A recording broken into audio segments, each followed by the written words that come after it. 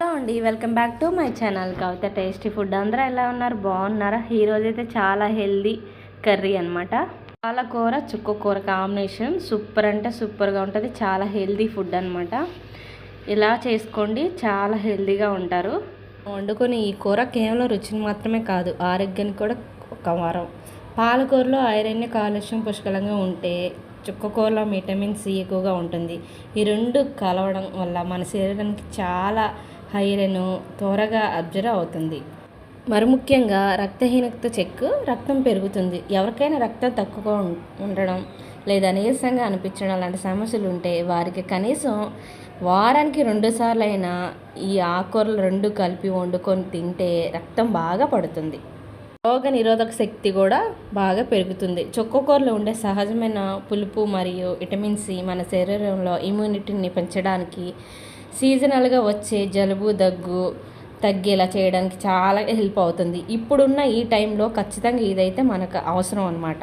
కంటి చూపుకు కూడా చర్మానికి ఎంతో మంచిది. పాలకూరలో విటమిన్ ఏ, విటమిన్ వంటి పోషకాలు ఉంటాయి. ఇవి కంటి చూపును మెరుగుపరిచే కాకుండా మన చర్మానికి గ్లోయింగ్గా ఉండడానికి సహాయపడుతుంది. జీర్ణక్రియ మెరుగుపడుతుంది. ఈ కూరల్లో ఫైబరు, పీచు పదార్థం చాలా ఎక్కువ కాబట్టి గ్యాస్, ఎసిడిటీ లేదా మలబద్ధకం వంటి సమస్యలతో బాధపడే వారికి ఇది చాలా మంచి డైట్.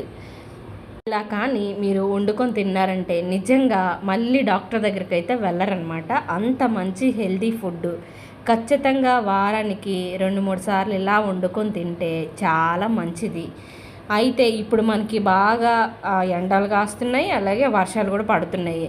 ఇప్పుడున్న టైంలో ఈ కాలుష్యం అనేది ఎక్కువైపోయి, అలాగే ఈ వర్షం కూడా సరిగ్గా పడక మన హెల్త్ కూడా సరిగ్గా ఉండదు కదా. అందుకని ఇలా వండుకొని తింటే చాలా మంచిది, చాలా హెల్తీ ఫుడ్ అనమాట. ప్రాసెస్ అయితే చెప్తాను.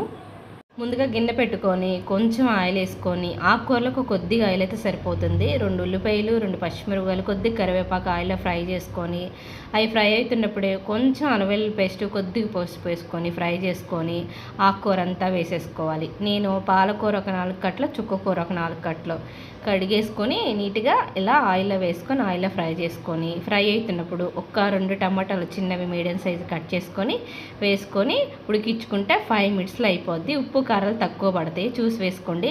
లాస్ట్లో ఒక టిప్ అయితే చెప్తాను.